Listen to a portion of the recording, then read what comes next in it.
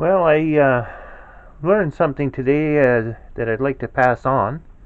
Um, I'm fairly new to loading shotgun slugs. I've loaded a lot of shot before, but slugs is something I'm just getting into, so I'm in a learning curve myself.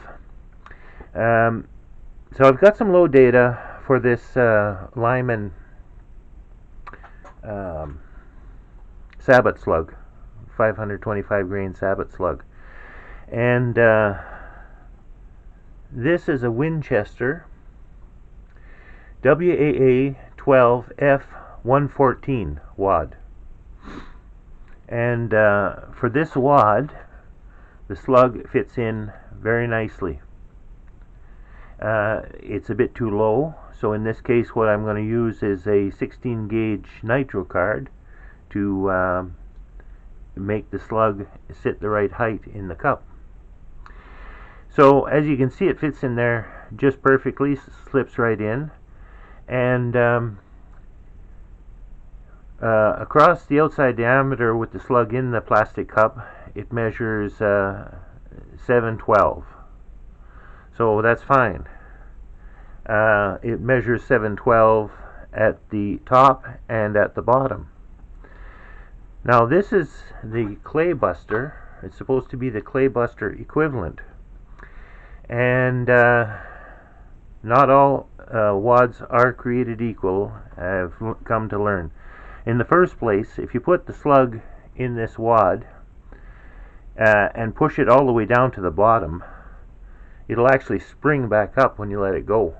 It's a really tight fit. As you can probably see, it opens up the pedals. And the 16 gauge nitro card won't fit into the bottom of it at all. In this case here, I'll put in just a couple of 20 gauge overshot cards to take up the space, and now it sits the right height.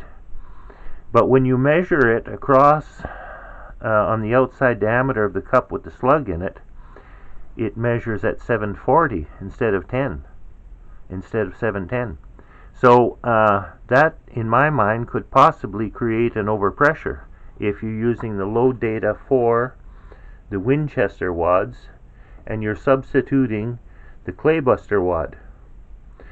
So I just thought I'd pass that on.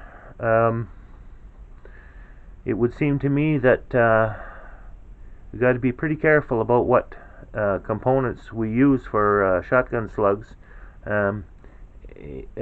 Shot, of course, if you were using shot in these cups, that's a little bit more forgiving, but the slug is not going to be forgiving. So I just thought I'd pass this on as kind of a cautionary note to those of you who are especially new at loading slugs.